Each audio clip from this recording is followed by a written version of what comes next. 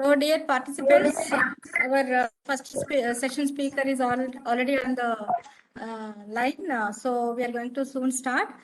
Before starting him in session, let us see his introduction. Moderator, Mrs. Sridevi, Madam, today. Sandeep Singh, sir, connected, right? Yes. Sir, good morning, sir. Good to see you here.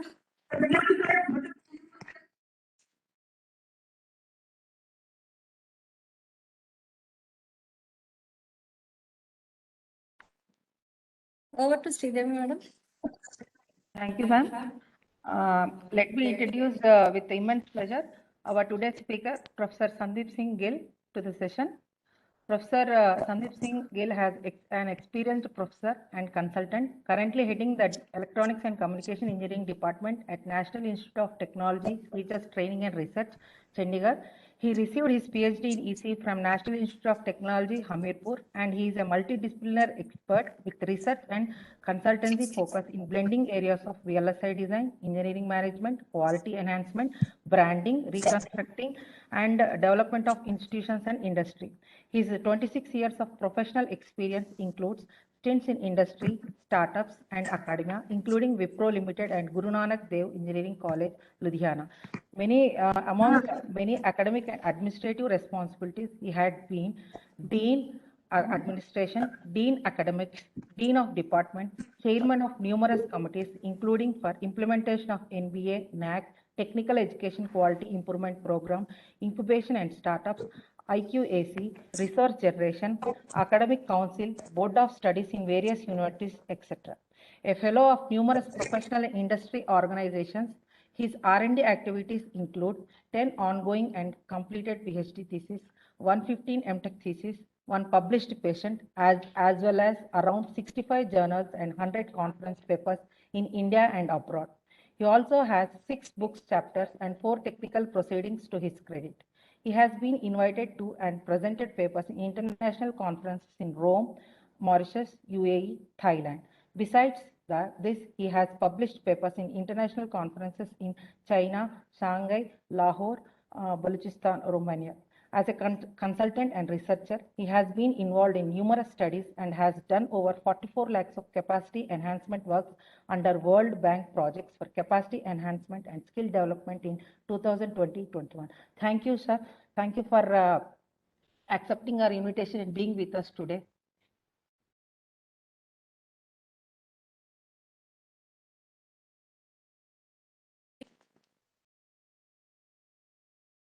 Sandeep sir, I think you're on mute. We are unable to hear you. Sandeep sir? Your mic is muted, sir. Sandeep sir, am I audible?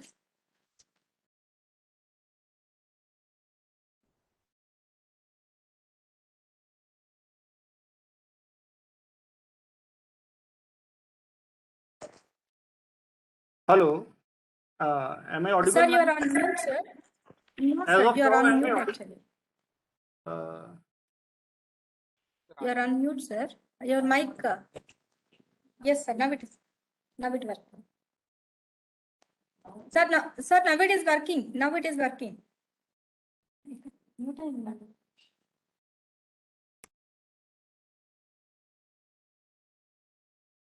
Sir, you are in mute, sir. Just unmute, sir.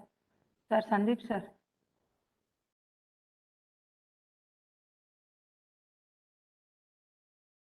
Sandeep, sir.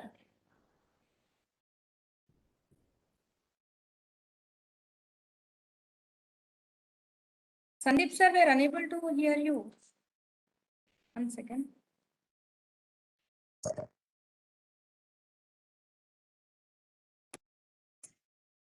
Hello. Hello. I have unmuted. As of now, am I audible or not? Sir, you are audible. Yeah. So I would like to thank Dr. Sunita, the principal of BWI RIT, Dr. Parvati, the coordinator, and other dignitaries for inviting me over and a very gracious introduction. I would, when Dr. Parvati, she approached me, I told her that I am a VLSI CAD man, no doubt, but I'm not really a machine learning man.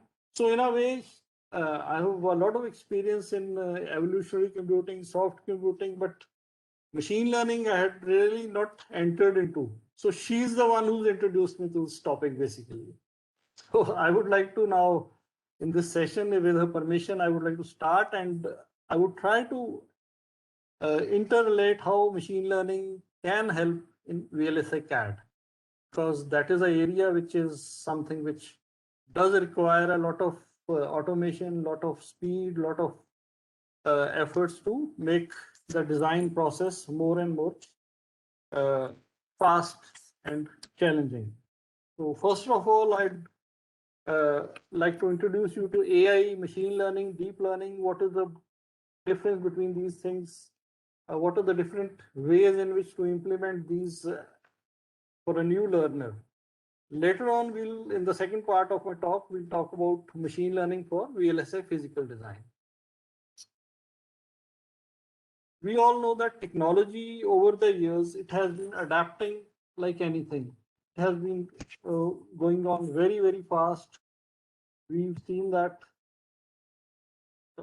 technology over the years has evolved in such a way that today traditional branches are feeling that they are not really competitive without getting into these tools. We are looking at 4D printing, 3D printing is all over the world. We are looking at human augmentation. We are talking about quantum computing, edge computing, IoT is the in thing today. Machine learning, deep learning, AI, then drones, cognitive computing. These are the buzzwords today. So how does a person from different fields of engineering, he make use of these technologies, these things, so that he can use these things in his own research, in his own development of devices?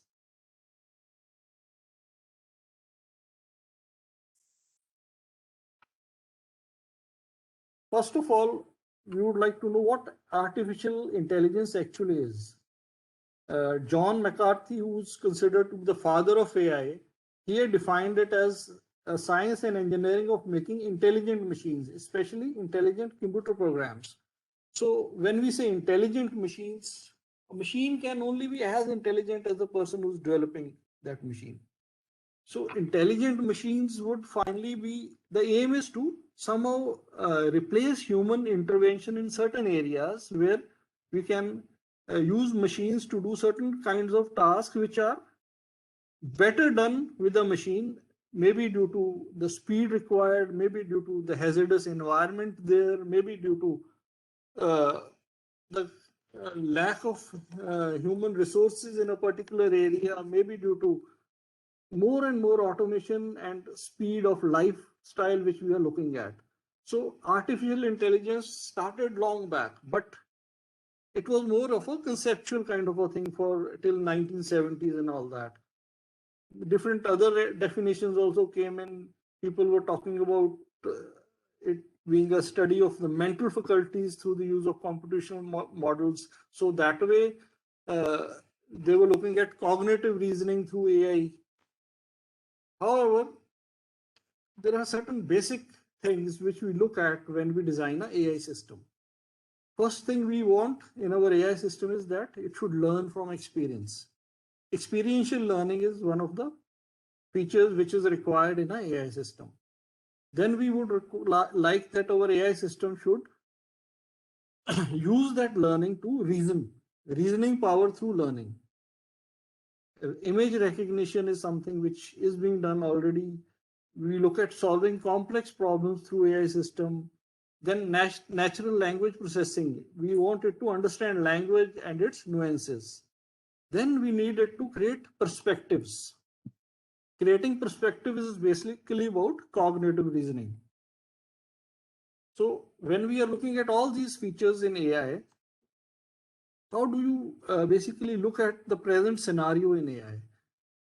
AI, as of now, we are basically into something which we call as artificial narrow intelligence. We use machine intelligence or artificial intelligence to not replicate human intelligence or efficiency totally, but merely for doing a specific task. It implements that specific task, or in a way, it implements part of your mind. So we've all used Siri, we have used Alexa, we have done diagnostics for medical applications. NLP is something which people are doing. They all fall in the artificial narrow intelligence domain. So this is where most of the work has been done as of now. Beyond that, what we are looking at is artificial general intelligence. Here we want our machine to have the ability to apply intelligence to any problem rather than just one specific problem. In artificial narrow intelligence, we were looking at one specific problem. Here in artificial general intelligence view, we want our machine to be having human level intelligence. It should be able to apply its intelligence to any problem. This is also called strong AI. So in this, we require programming of full set of our cognitive abilities. Human beings have feelings, human beings have reasoning power, human beings have mood swings. If we are able to program all those things, then we can look at artificial general intelligence having been implemented. Fujitsu built a supercomputer called K, but there also a single neural activity required 40 minutes to implement. So we are still looking into this kind of a thing, but still it is work in progress. Beyond that, something which is more of a dream, it is called artificial superintelligence. Here an intellect that is much smarter than the best human brains in practically every field, including scientific creativity, general wisdom, social skills. This is hypothetical as of now. And the worst thing about this is the consequences are unknown. We've seen so many movies. We've seen Star Wars, this, that, where we have these robots going out of control and so on. So some people, they feel that consequences need to be controlled if we ever reach this stage of artificial superintelligence. So how did the study of AI evolve? It started basically with the paper about the possibility of machines with true intelligence, which was published by Alan Turing. This paper was in 50s. Then McCarthy, in a conference, he named this field as artificial intelligence. The conceptual part of it continued for 20-25 years. Later on, there was a UAV built by US. Then a very famous game of chess took place in which IBM's Deep Blue supercomputer was pitted against Garry Kasparov. Garry Kasparov was one of the greatest ever chess players in the world. He belonged to the erstwhile USSR, and in that game, Garry Kasparov was defeated by this Deep Blue supercomputer. This was the first, among the first few steps in development of a computer which could reason, which could think. Then Apple introduced Siri, Microsoft introduced Cortana, Amazon introduced Alexa. So these were the next few steps which took place. Then IBM developed another computer, Watson, which defeated, there's a game, Jeopardy, which takes place. Its champions were defeated by this. Then DeepMind team, it used deep learning algorithms. So on. Then we came to a situation where cars, self-driven cars were being tested, were being made. So these are some of the steps which have taken place in the development of this field of AI in the last 70 years. Now, if we look at how AI is being deployed in different sectors of industry, we see that it is being used in higher education, it is being used in internet, life sciences, finance, media and entertainment, gaming, automation, automotive, cars and all that, manufacturing, defense, government is using that. And the number of companies which are actually deploying this AI is increasing exponentially now. From around 100 in 2013, it has increased to 3409 in 2015, only for those organizations which were looking at NVIDIA as a support system. So we see that different areas of our economy, our operations, they have been adopting AI in a big number, and financial services, even we have certain companies which are doing online purchase and delivery services like Amazon. They're all deploying AI because the amount of work they have to do is so big, that amount of data which needs to be processed is so large that they need to deploy AI. Now, something which is very interesting here is that, can we make a machine which is conscious? Could a machine be conscious? That consciousness would naturally be artificial consciousness. But do we really know whether we can, as of now, make a machine which is conscious?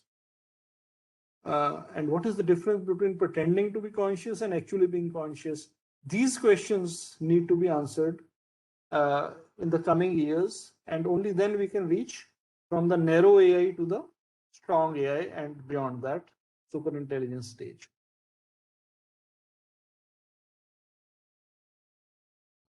So when we talk of thinking machines, we need to think that we are far away from machines thinking like us, because what is very simple for a human is very hard for a computer.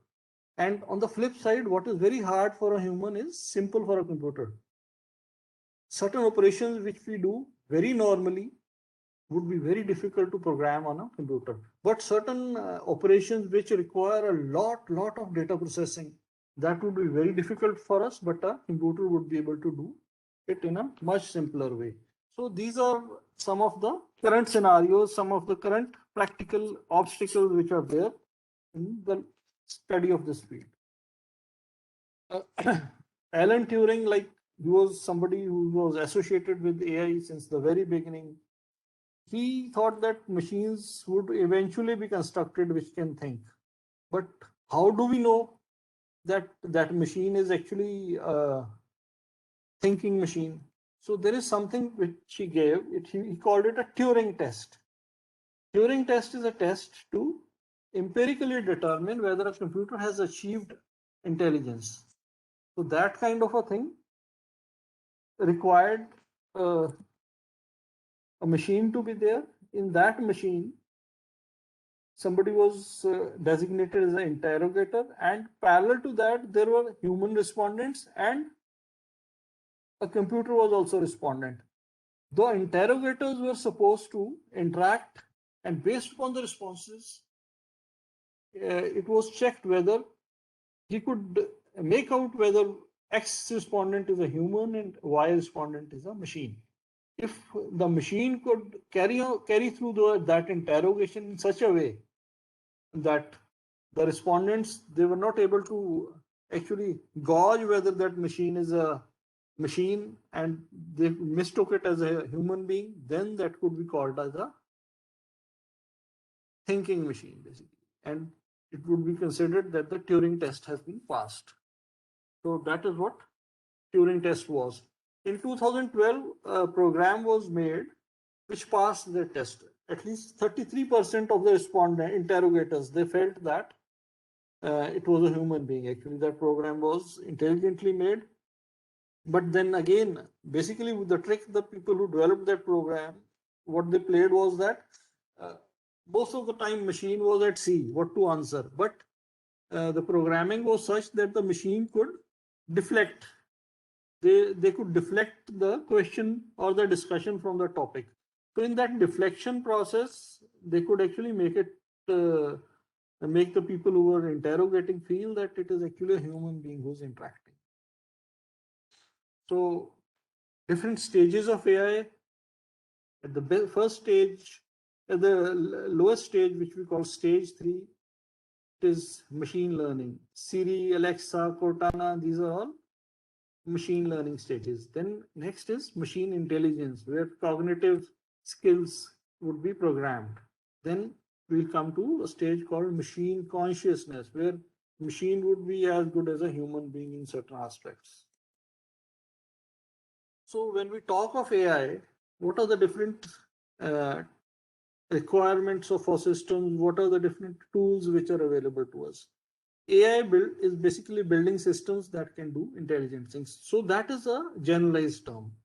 Within that, we are looking at something called natural language processing. Here we are building systems that can understand language, that can interpret the language, that can basically do various steps after understanding the language. It is a subset of AI. Then next we call a step which is another subset set which is called machine learning. It builds systems that can learn from experience. The neural networks we have been using over the years, they are biologically inspired network of artificial neurons. And finally, nowadays we are deploying deep learning. It is building systems that use deep neural networks on a large set of data. It is again a subset of machine learning. So with natural language processing, we basically perform certain tasks like automated speech, automated text writing, and these tasks take a lesser amount of time basically. So the saving is in terms of time. So due to the presence of large data text, we try to automate, we try to run several algorithms parallelly, and we are able to do the task in a very, very less time. We also can do certain applications like automatic summarization. We can look at machine translation also, translation from one language to the other. So there are programs which can help us to translate from one language to the other also.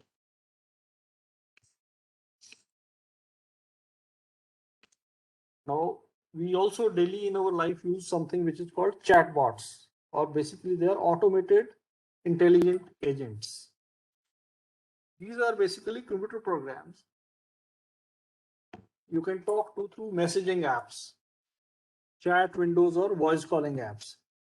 They are intelligent digital assistants used to resolve customer queries in a cost-effective, quick, and consistent manner. So we normally use these chatbots whenever we have any customer queries. We nowadays less and less human intervention is there. Mostly it is through chatbots. Now another aspect which we need to look at is this whole process man versus machine, or is it man plus machine?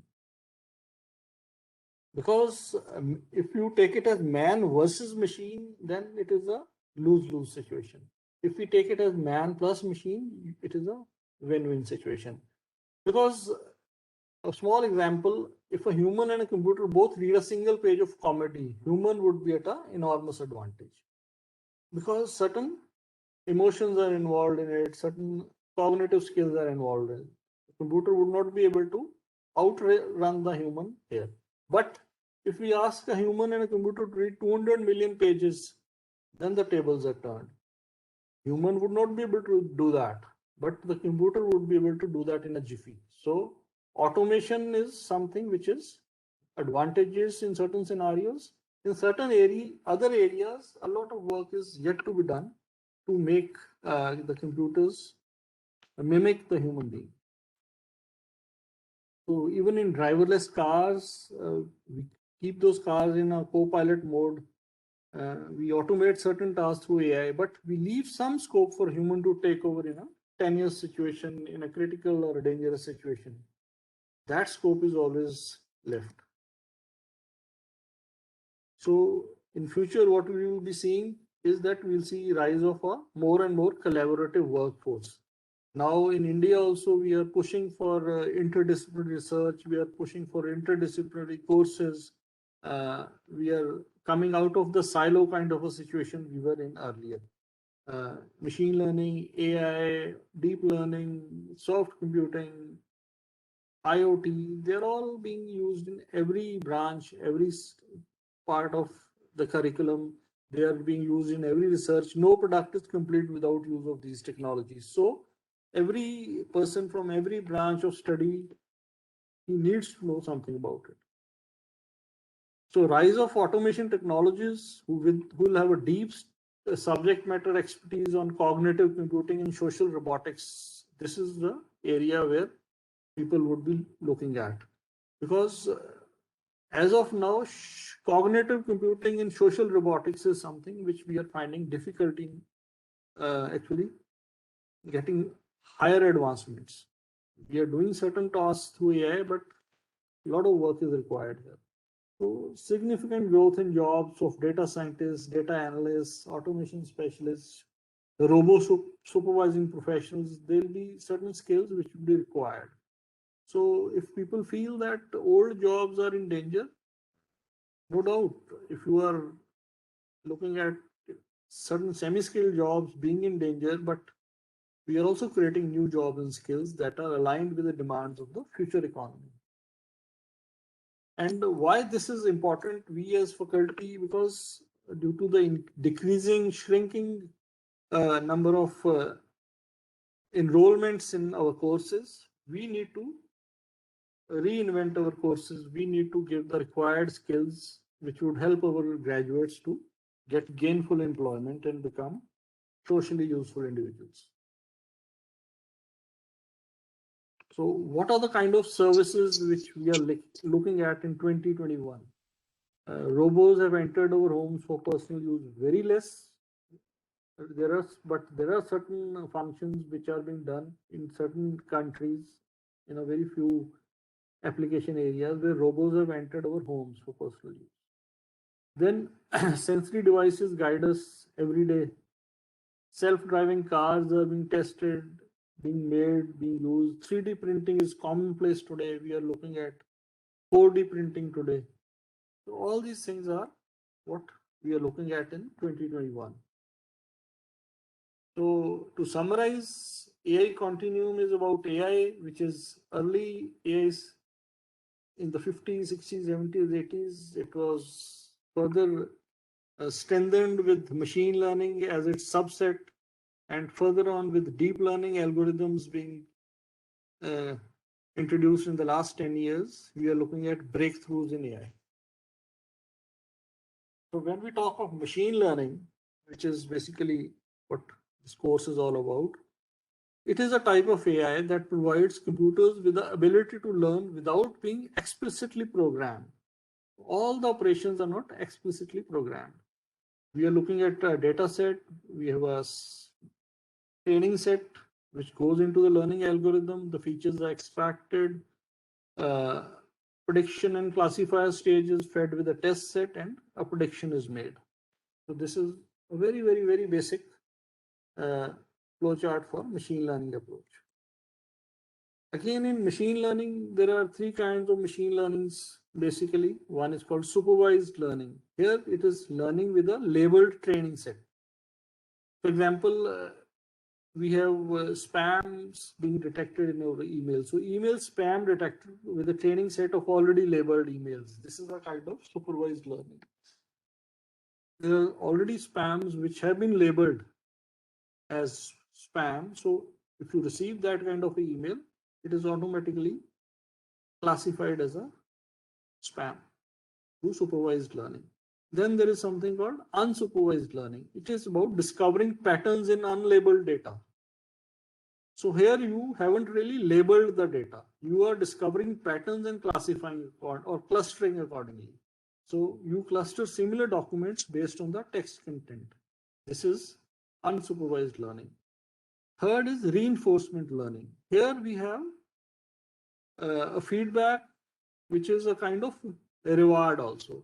So any output which is strengthening the solution, which is rewarded and it is fed back. That way the reinforcement takes place towards the solution which is the right solution. So deep learning today is a new computing model. Here we basically have billions and trillions of operations and iterations. We have again billions of image, voice or video queries per day. We have billions of intelligent devices and machines. They're all connected together, and deep learning algorithms are deployed to have this system running. What exactly is deep learning then? It is part of the machine learning field of learning representations of data. It is very effective at learning patterns. It utilizes learning algorithms that derive meaning out of data by using a hierarchy of multiple layers that mimic the neural networks of a brain. So if you provide the system with a lot of information, it begins to understand to it and it responds in useful ways. What exactly is something which differentiates a normal neural network and a deep learning network? You have certain hidden layers. So at least 3 layers are required to be considered as a deep learning network. You have an input, output, and at least one hidden layer should be there. So it consists of one input, one output, and multiple fully connected hidden layers in between. Each layer is represented as a series of neurons and progressively extracts higher and higher level features. So in each hidden layer, you progressively extract features at a higher level in each progressive layer until in the final layer, you make a decision about what the input shows. So it is mostly feed forward, even though back propagation can be done. Common tasks which deep learning does in NLP, basically it is part of speech tagging, tokenization, named entity recognition, intent extraction, then machine translation, question answering system, image captioning, and so on. So these are all some the tasks which can be done using deep learning. So here we have a generalized example of how a neural network would recognize a dog in a photo. During the training stage, you'll be fed thousands of labeled images of various animals, and you'll be learning, the system would help you to learn to classify them. Parallelly, you'll input an unlabeled image which is shown to the pre-trained network. So in the first layer, you'll have different simple shapes like edges would be recognized in the first layer. Second layer, you'll extract and recognize more complex features in the image. And in the top layer, you'll have abstract structures of different animals.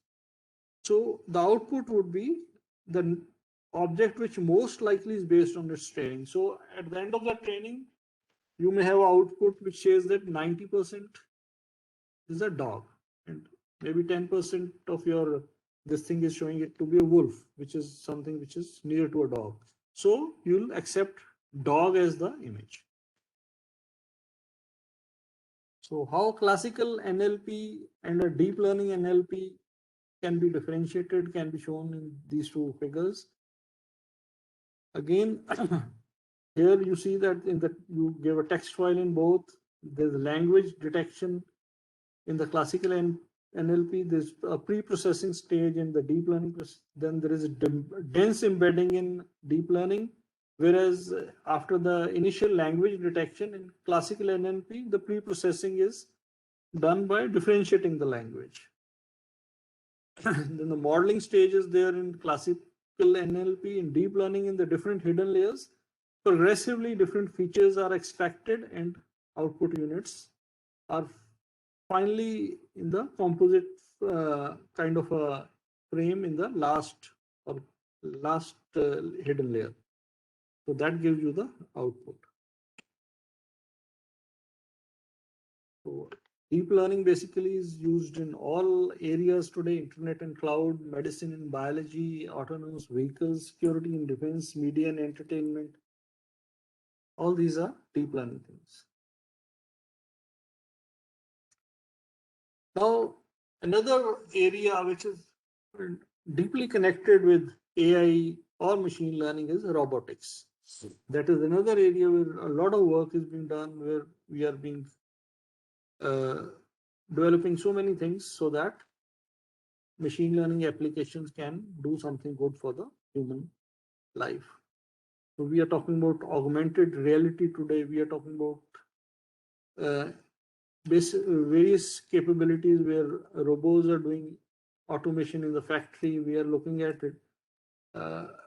Deliveries through drones, by Amazon and such like of companies. We have again industrial robots which are being deployed in a huge number, especially in China. Then these robots are also being used in homes for certain simple tasks like maybe sweeping or something like that. So basically, how the robots rose, what was the basic aim of developing these robots, the basic applications in that. This thing is basically a multidisciplinary kind of a project. Mechanical engineering comes into play, electrical engineering comes into play, computer science, AI, mathematics, cognitive sciences, psychology, biology, all these sciences, they are used while developing a robot. And as of now, we are looking at robots as teaching assistants for elderly care, assisted living kind of a scenario, personal assistants, household care, all these are applications of robots. So basically, a robot would have two things. One is the body, and second is the mind. Mind is basically the software or the data being fed into it. The body is the hardware or the device which has been manufactured. So in this figure, you can see so many of these devices which are basically, you can classify them as robots. And the endeavor is to make them cognitively smart machines. Work is being done on that. We are still at the narrow stage, but then what we are looking at is making them more and more cognitively smart. So what are the enabling technologies for AI robots? Perception, control, navigation, interaction, and computing power. These are the 5 enabling technologies which are required for AI robots. Perception would include object recognition. It would include person tracking. Control would include manipulation, action control. Navigation is obstacle avoidance. Interaction again is about vision and voice. Computing power, we all know, neural processors, cloud computing, GPUs, and so on.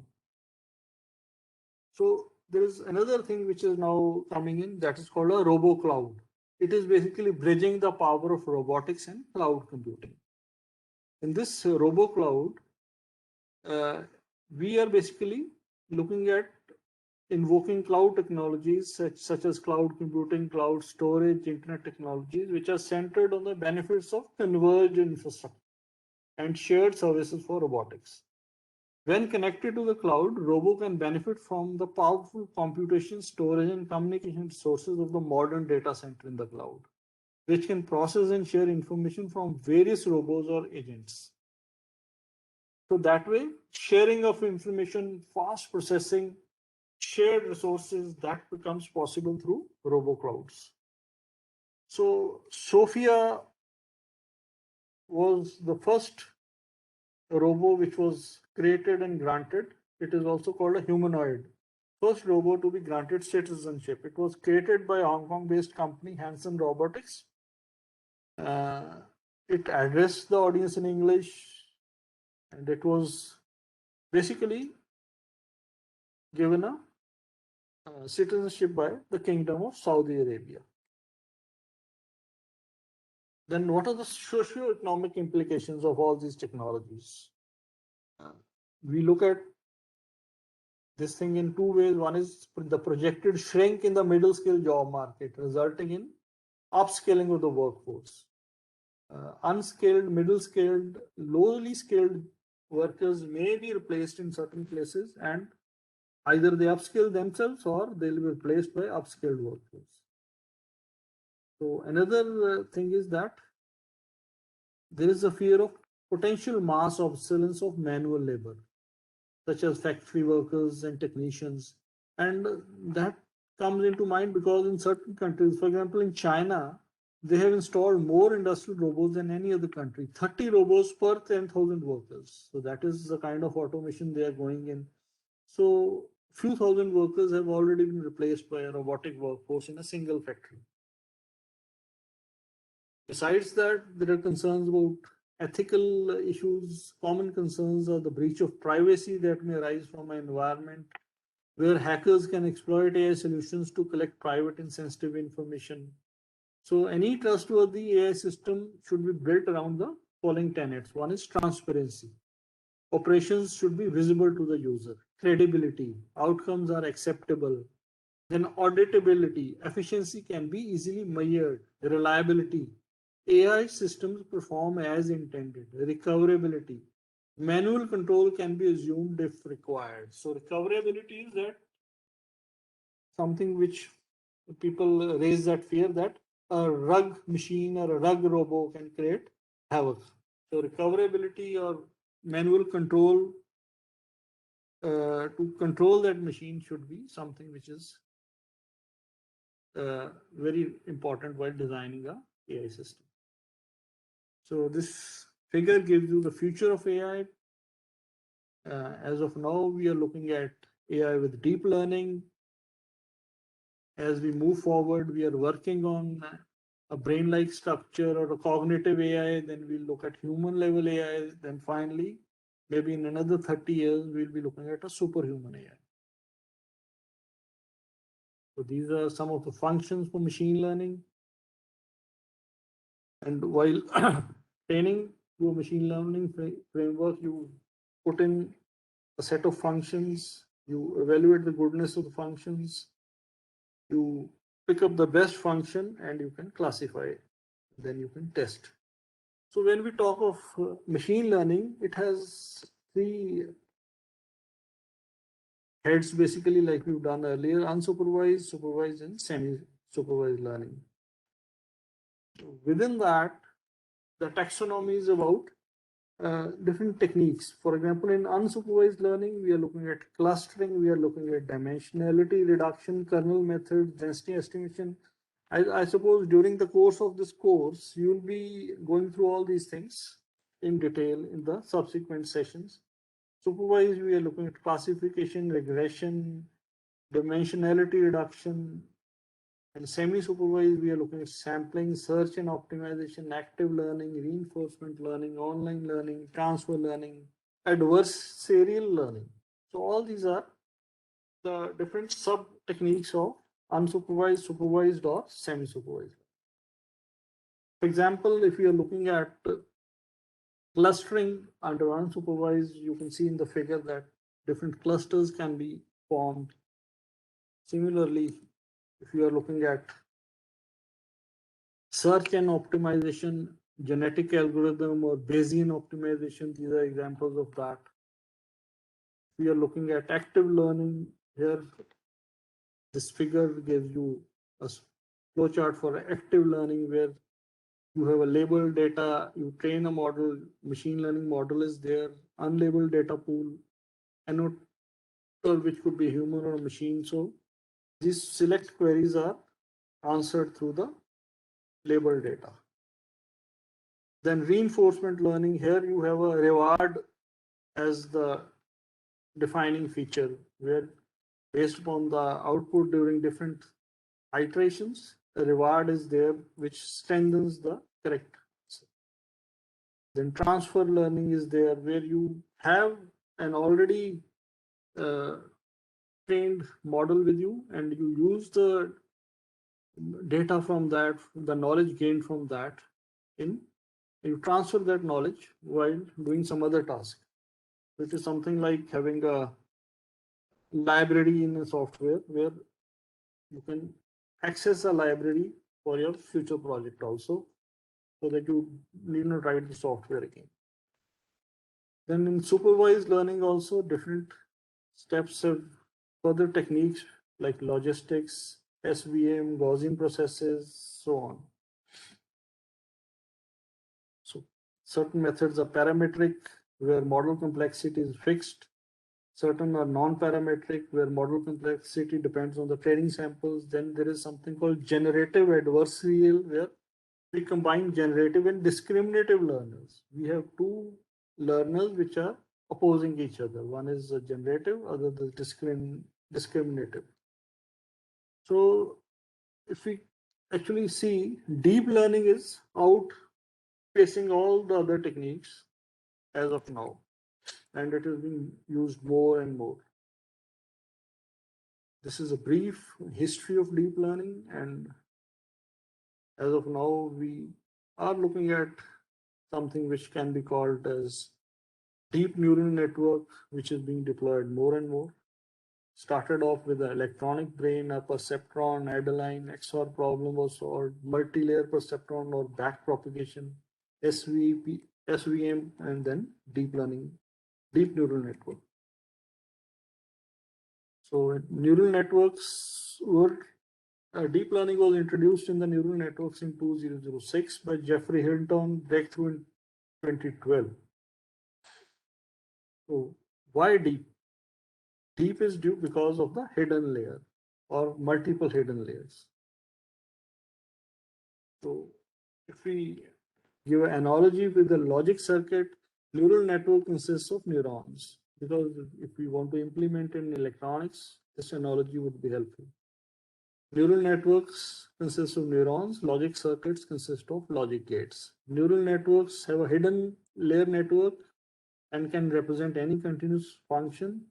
Logic circuits again have two layers of logic gates, can represent any Boolean function.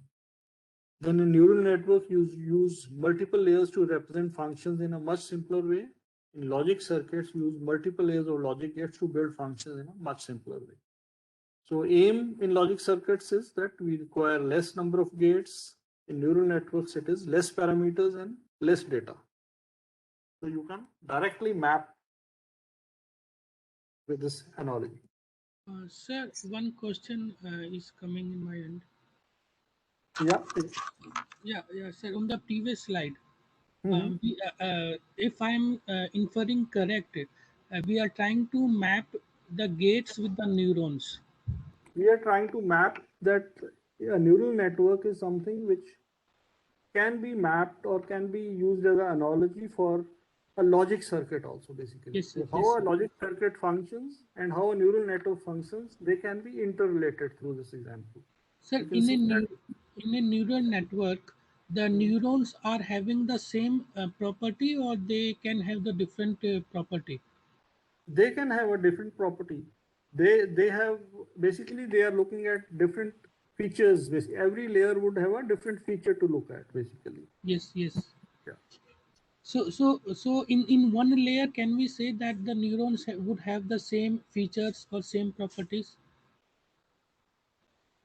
In a single layer in a deep network, we'll be looking at possibly, like I explained earlier also, in the first layer, possibly they're looking at broad outline. The second layer, and another feature could be added in. In the third layer, you can get a abstract picture in a holistic way. So that way, within that same layers, similar features would be looked at. Okay, but sir, if we try to map this kind of information onto the logic diagram, Yep. then the stages can have the different gates. And if we think of that one stage is Mhm. containing one layer in the neural network kind of This is analogy, this sir and is an second stage is analogy. the second layer. This is too simplistic. It is just an analogy. When Okay, we move forward, when we come to VLSI, where the actual applications are taking place, this thing is something which just shows that these things can be done. But okay, actual implementation examples will be picking up later in the presentation. okay, sir. Okay, thank you. Then there is something called generative adversarial networks. So two networks, they contest. One is the generator and the second is the discriminator. They contest against each other. Produce images similar to those in the training data. So here you have a generator, a discriminator, and the generator is giving we are generating certain fake samples. Those fake samples are there, which are basically adversarial to the actual sample which has to be recognized. So in this, you see that the generated fake samples are used in creating a scenario where there is a negative, for example, if you have a +5 target for a generator, discriminator would have a -5 target kind of a scenarios. So in that, this discriminator would help you to reach your target in a faster way. And this kind of a thing is also used in certain areas where you receive certain spams, certain kind of certain people are trying to, in a way, swindle you, or they are trying to create certain issues with you. For example, we normally have a CAPTCHA also. So that CAPTCHA would be based upon this kind of a thing, so which can give you a protection. So the high quality images we can get out of generative adversarial networks. Then reinforcement learning is basically about supervised would be learning from teachers and using labeled data, and reinforcement you can say is learning from your critics. Whatever output you get during the stages, that is fed back, so that criticism helps you to get a better output in the next iteration. Then there is a system in which supervised and reinforcement are combined together. So this is some basic idea about being the first session. I thought basics are required because all may not be from the AI field, those who are attending. Next, we'll try to see how this can be used for physical design.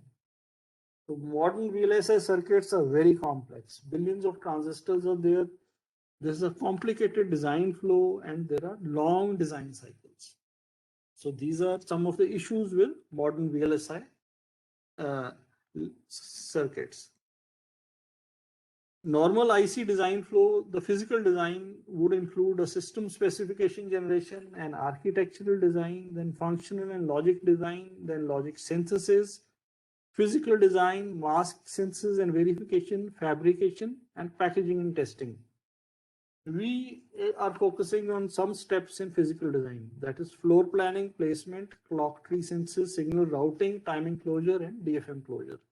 So how AI can be helpful here, or machine learning can be helpful here, as well as maybe for mask synthesis and verification also. In mask synthesis and verification, there are certain test patterns which need to be generated. Then lithography is used, lithography modeling is required, a mask is there based on the layout, then mask is to be optimized, and so on. So this is a placement example with you. You have a floor plan of your IC here. Based upon that floor plan, you have a placement also. Now, what are your optimization targets here? One is to satisfy timing constraints. Second is to satisfy power constraints.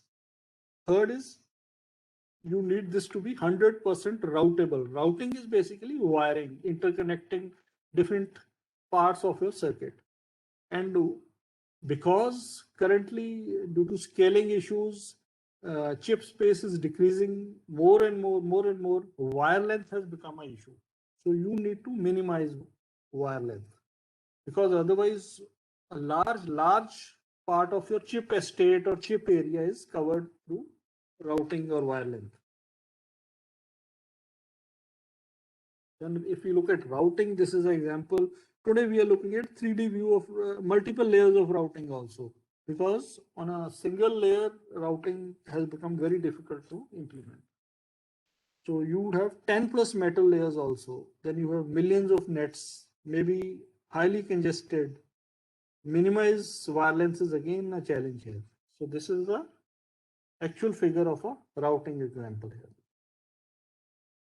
Now there's a high correlation between placement and routing. When you had done the placement, it did not look so congested, but after routing, it is very congested now. So we need to look at a solution for that.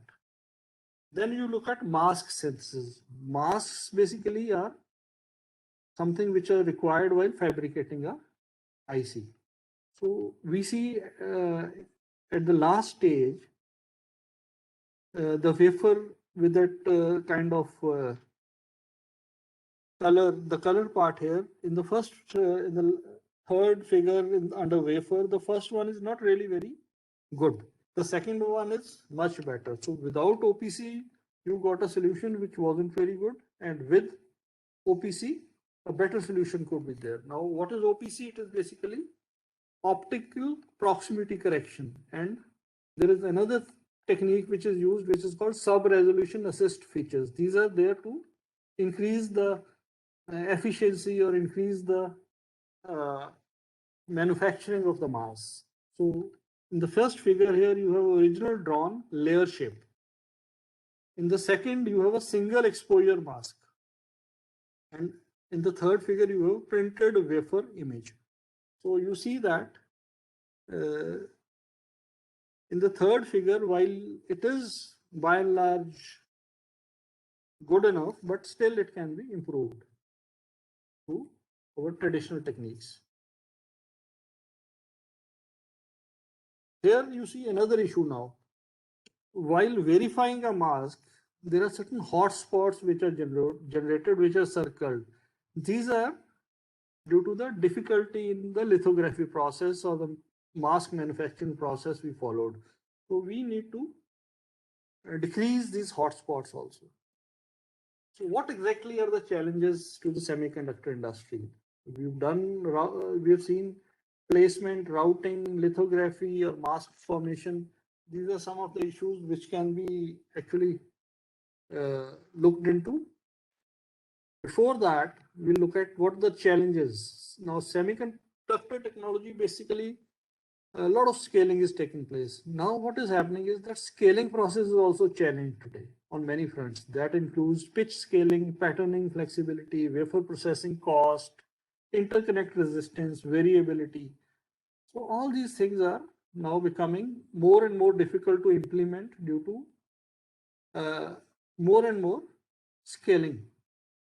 Then we also need scaling boosters, and these techniques are being used to circumvent these challenges, but still we are not really getting the kind of output we require. We are looking at buried interconnects, we are looking at backside power delivery, we are looking at super vias, then we are looking at next device architectures also. Even we are improving the design technology co-optimization, and we are looking at the use of vertical dimension. Now we are looking at multi-die integration, 3D VLSI designs and all that. So they all offer potential extensions of the industry's scaling trajectory. In addition, various rebooting computer paradigms like quantum, approximate, stochastic, adiabatic, neuromorphic, these are also being tried. Another challenge which the industry is facing is cost, quality, and predictability. Earlier, when the scaling was taking place, we were reducing the chip size. The cost to the cost, quality, and predictability corresponding to the scaling was okay. Now you are not getting that kind of a reduction in cost, quality, and predictability. The whole process is looking to be costly.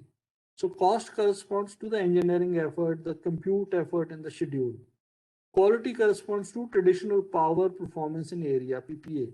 These are the competitive metrics which we normally look at. Then reliability and yield also determines your cost, and it also determines your quality. Predictability corresponds to the reliability of the design schedule. So all these things have to be looked at in the semiconductor technology. Now, what is the possible solution? Use of machine learning techniques both inside and around the electronic design automation tools. That could be a possible solution which can be implemented by VLSI people. So what are the other challenges? Long and complicated design flow, like we discussed earlier, nested chicken egg loops. Nearly all problems are NP hard, stacking of meta heuristics, high expectation to optimality. So even 1% improvement gives the shoot up in cost. Single iteration is very expensive. One iteration of backend flow may take days. So we require more iterations for convergence. That becomes a challenge. So when we talk of machine learning in IC physical implementation, we are looking at machine learning applications which are aimed at removing unnecessary design and modeling through new correlation mechanisms. Then we are looking at machine learning applications that seek faster design convergence through predictors of downstream flow outcomes. Then we are also looking at machine learning to help IC design and EDA field escape the current local minimum of co-evolution in design methodology and design tools. Local minimum is something, if anybody's worked with soft computing techniques or evolutionary, that really created a lot of issue for us. Local minima was where a solution got trapped in a localized minima if you are reducing, and then to take it out of that was a big challenge. So machine learning can help us to escape that current local minima and take us towards the global minima in your optimization method, whichever technique you are using. Then 4 stages of ML insertion in physical design. The first stage you can insert machine learning in physical design is you can entail creating robots, mechanizing and automating via expert systems, so that you have 24/7 replacements for human engineers that reliably execute a given flow to completion. So your manufacturing process can have certain robots which can be made for physical design. So multi-armed bandit MAB sampling is a method which can achieve resource adaptive commercial synthesis, place and route with no human involvement. So it is a robotic manner that is distinct from expert system approaches. So some work is being done in this, and this multi-armed bandit is what I found in literature, which is being currently tested. Then second stage of machine learning insertion is to optimally orchestrate N robo engineers that concurrently search multiple flow trajectories, where tens to thousands of these robots can be used in constrained, and this approach is basically constrained by compute and license resources. Otherwise, you can deploy as many robots as possible. So strategies such as go with the winners, GWTW, can be applied. So what is go with the winners? It is a strategy which launches multiple optimization threads and periodically identifies and clones the most promising thread while terminating other threads. Another promising direction may be adaptive multi-start, which exploits an inherent big valley structure in optimization cost landscapes to adaptively identify promising start configurations for iterative optimization. So this second method basically can also help you to escape the local optimum. The third stage would integrate prediction of tool and design specific outcomes over longer and longer subflows, so that to make more surgically prune, terminate or otherwise not waste design resources and less promising flow trajectories. So you can somehow help to only follow more promising trajectories and others can be eliminated. So in this third stage, implicit is the improvement of predictability and modelability for physical design heuristics and EDA tools. The fourth stage will span from reinforcement learning to intelligence. At this stage, there are many obstacles. For example, the unpredictability of IC design tool runs, then sparsity of data. Data for a normal image processing kind of scenario is available, but for you don't have so many layouts or so many IC designs where training can be done. Then the lack of good evaluation functions and the huge space of trajectories for design all look to be difficult challenges. So these are all thought processes basically where machine learning insertion can be done. Some people are working on these, some solutions are provided at nascent stages, and these are the areas where researchers require to work more and more. So within machine learning, how can it help? Placement, routing, mask synthesis, mask verification. All these 4 steps should be individually dealt with. That is the first thing machine learning can do. So you need some intervention for improving the placement, some intervention for improving the routing, some for mask synthesis, and some for mask verification. Similarly, after that, you need to bridge, because all these steps are interconnected. So you also need to develop bridges to connect each step. That is the second thing where machine learning can help. So if we start with placement, in VLSI placement, we see that the input is a gate level netlist and a standard cell library possibly. The output would be a legal acceptable placement solution. Objective would be optimize the wire length, routability, etc. So placement and routing are the most critical parts in VLSI design quality and design closure. So using a nonlinear placement algorithm, we can look at wire length and density as the two functions to be minimized, and different deep learning hardware techniques can be used. And after employing a neural network training, we have seen that over the years 60x speed up has been achieved. So one of the problems which VLSI was facing at the current levels of scaling is that speed was getting speed of design was getting compromised. So up to 60x speed up was seen in the neural networks training since 2013. Over the last 7-8 years, that is the kind of speed up which we have been able to get. So in this dream place strategy, a novel analogy is proposed by casting the non-linear placement optimization into a neural network training program. So it uses learning hardware and software toolkit like PyTorch. It enables ultra high parallelism and acceleration while getting the state of the art results. So you can look at the paper by Lin in DAC 19 if you want to go into the details of this strategy. Then there is another analogy between neural network training and placement also.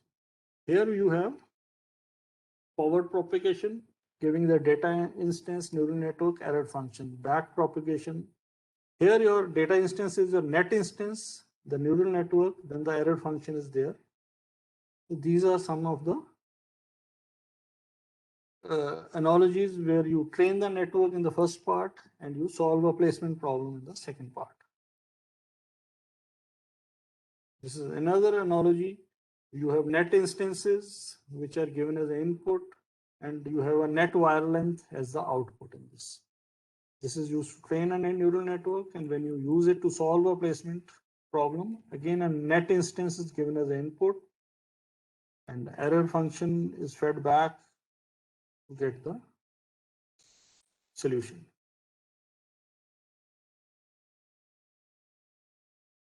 So after doing this, what we've seen is that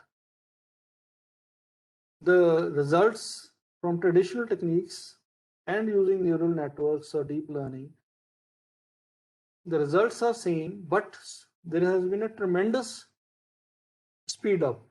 So same quality of results, but you have 34x speed up in one, and you have 43x speed up in another benchmark. So ISPD 22005 benchmark gives you 34x speed up. Another benchmark netlists, which are industrial networks, netlists with 1M to 10M cells, they are giving you 43x speed up. So that kind of speed up is something which is very encouraging. Then we look at routing. Routing for analog circuits, for example, a comparator, which is basically a device for sensitive performance to clock routing, then hard to encode designer expertise in rules. So here we see that unrouted placement is given initially to the network. You get a generated routing region. This generated routing region is then fed into your downstream AMS router, a software, and a routed layout is taken out as the output. So basically, NN is giving you a routing guidance for critical nets. It will give you a much better starting point, basically.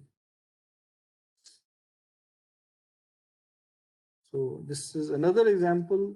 You have an unrouted placement. Pre-processing takes place. Pins of the entire design are there. Then pins of the interested design nets are also fed in into a neural network. Generated routing region is there, and manual routing results are again compared with this, and you have minimal loss. And what we see from this table is that we get results which are closest to the manual layout. And these results have been achieved at a much faster timing, this thing. Then we are coming to optical proximity correction, which is basically for mask manufacturing.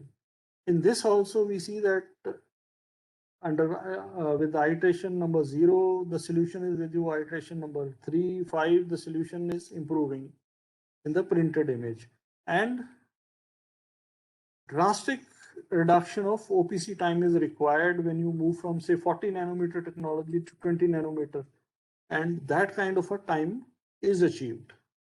You see that with this method, you are achieving a kind of competitive root mean square error also, and you're basically comparing your model-based OPC with this, and edge placement error is also competitive or similar. Then GN or generative adversarial networks have also been tried. These networks give you again 2x as the reduction in overall runtime, and some advantages have been seen in this also. So if you're looking at verification part, lithography, modeling, and hotspot detection, what you see is not what you get at the fab. So hotspot gives you a poor performance in yield analysis, basically. So litho simulations are extremely CPU intensive. They need much faster algorithms. And if you use these much faster algorithms like deep learning, you are able to get better and better solutions in this also. We are over the time. This slide shows you the VLSI technology nodes, and today we are looking at 7 nanometers in terms of research in industry also.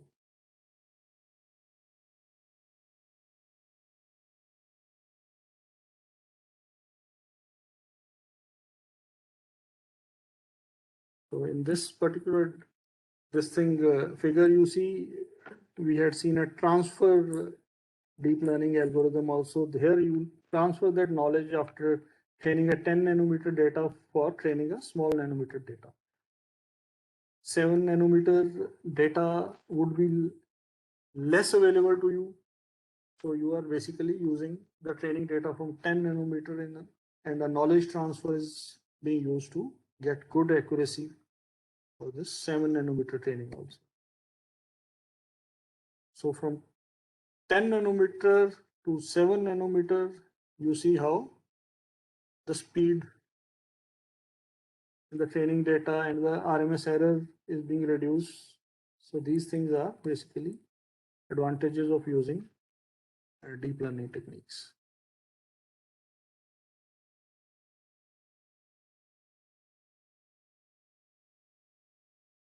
So I think we should finish our talk as of now, because we're already reaching around 11:15, and I would like to thank the organizers for giving me an opportunity.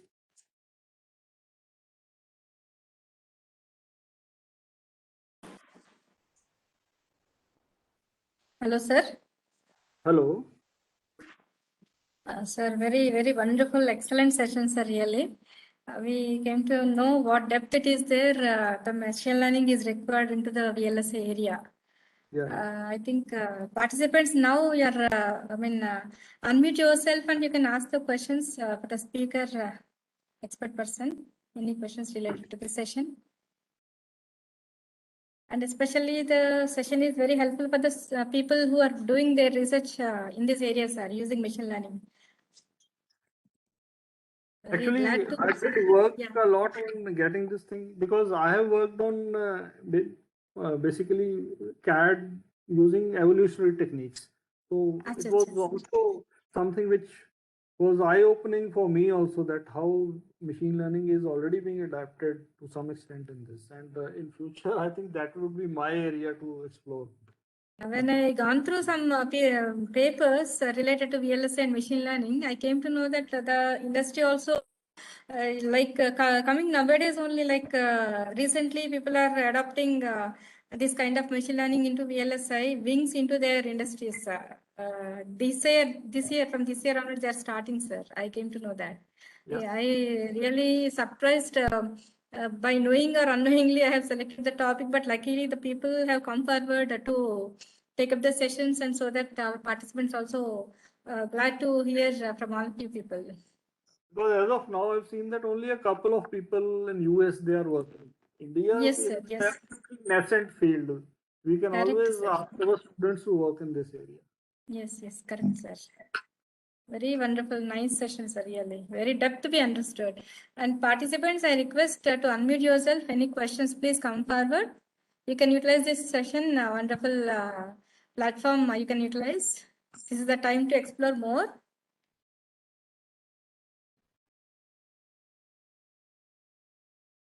If no questions are there, so that we can go ahead.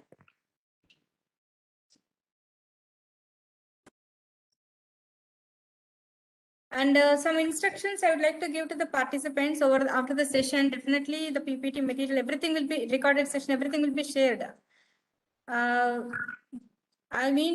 request now the session is, it is open platform to put forth your questions in the chat box, or you can unmute your mic and you can ask. Okay.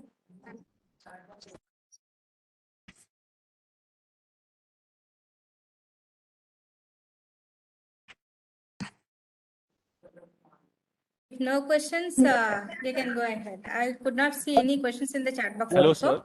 Madam, Yes, yes. Hello. Hello, sir. Am I audible? Hello.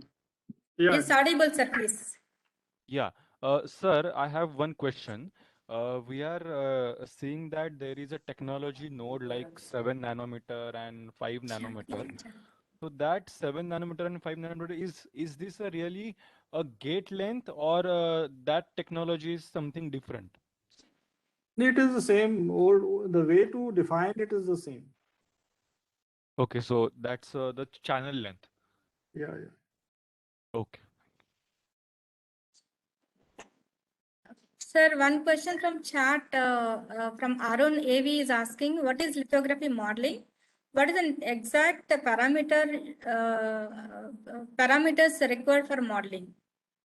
Lithography is basically a technique through which you can construct or make a mask, basically. So masking, as we all know, is required for VLSI design. So lithography modeling is how to go about it. The Sir, basic not audible.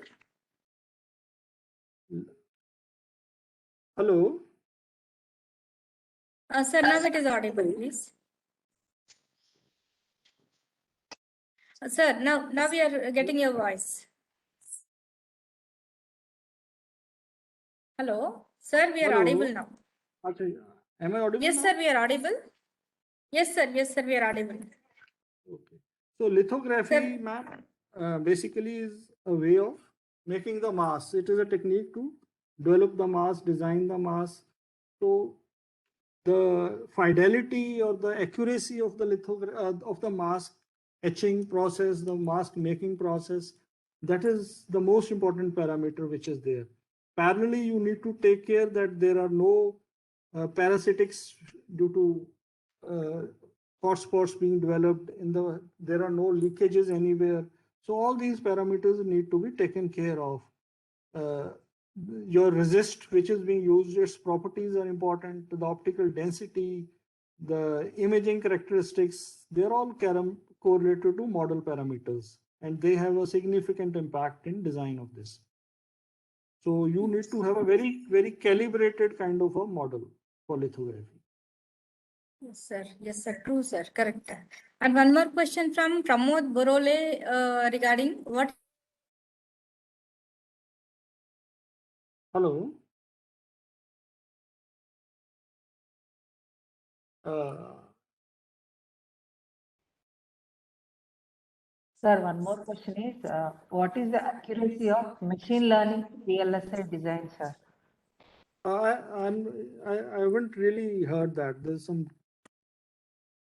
Can you repeat? Pramod Borole, I can, after going on the sessions later on, definitely this question will be addressed because one of the sessions is on implementation of machine learning algorithms for the models, and then we'll be checking accuracy level also there. So this question will be addressed later after some sessions. Another question I see is that the best references for basics of VLSI design. If you are looking at VLSI CAD, there's a book by Sherwani. That is a very good book. You can go in for that. Yeah. Sir, one more question from Uma BV. Which tool is required to use ML for placement optimization? There is a free tool also, Magic, which can be used. Numerous tools are available. In fact, in one of my slides, the tools were shown. In fact, you can develop your own software also. Correct, sir.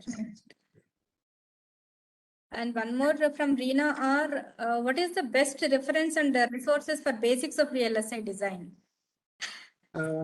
Just like I said, for VLSI CAD physical design, there's a book by Naveed Sherwani. It is something which will guide you through the whole process in a very good way.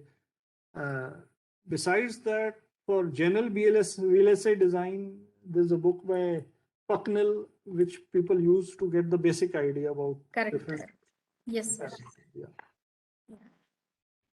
And one more from Saranya. Can you share the references for AI VLSI? I think what is the reference you have shared are sufficient for that, it seems, sir. These references are which I've shown here are for basically machine learning, but for AI and that I've given those references under each slide. So once you get this, you can see there. Basically, because there isn't much in terms of machine learning applications into VLSI, but there are a couple of papers which we have referred to, and they have been acknowledged under those slides. They have been mostly published in Design Automation Conference 2019.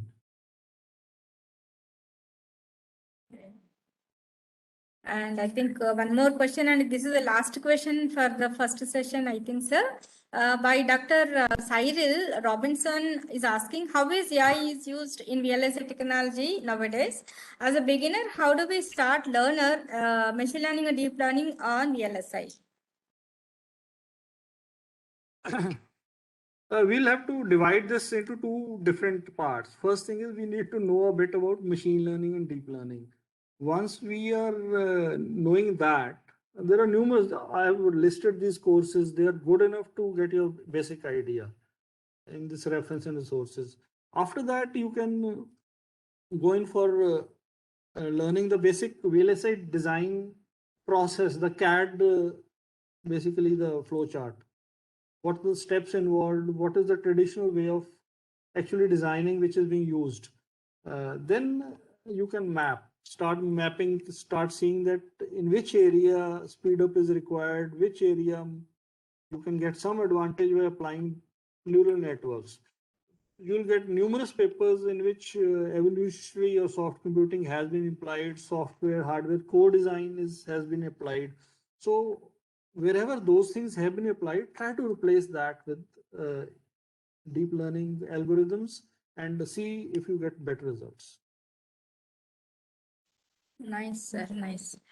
I hope no more questions from the participants. I request everybody to unmute your video to have a picture, photo from all of you. Sir, I request you to, sir.